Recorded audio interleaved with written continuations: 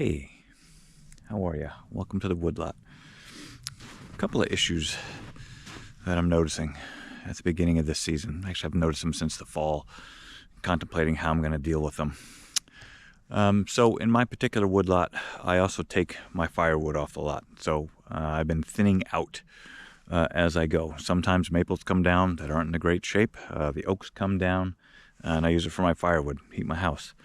The benefit of that is that as I thin out around my maples, they get more canopy, okay? More leaves, more branches, more canopy.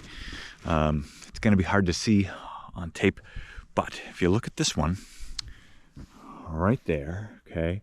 Long, tall, no branches until you get to the very tip top. Very tip top, it spreads out, it's got some branches. Nothing down the trunk, right? This tree right here, by contrast, I thinned out around a couple of years ago. So now it's had a little bit of time to get back to itself, a little bit of time to get and grow up. And so what ends up happening is, as you go up, this one was just as thin and bare as that last tree I showed you. But the canopy on this one is now starting to come out. It's all brand new branches down here on the bottom. It's growing, it's expanding. The foliage percentage, if you want to kind of put it that way, is growing. And guess what that means?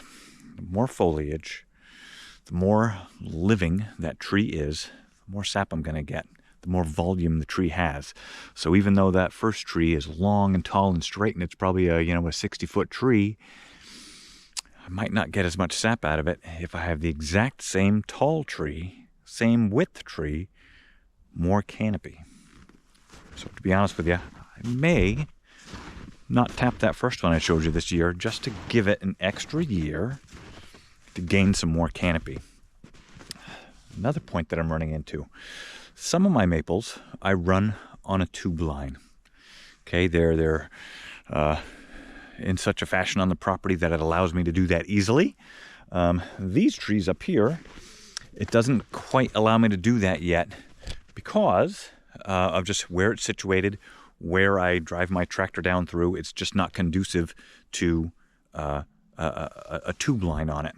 So these end up with regular traditional buckets and taps, metal taps. The difference there is that the bucket taps, the metal taps, are a bigger diameter than the tube taps. So this is last year's tap. Last year's tap hole is really hard to see, but it's right here. It's scarred over and it's starting to heal. But when you compare and contrast that to my tube line taps from last year, it's a very noticeable difference.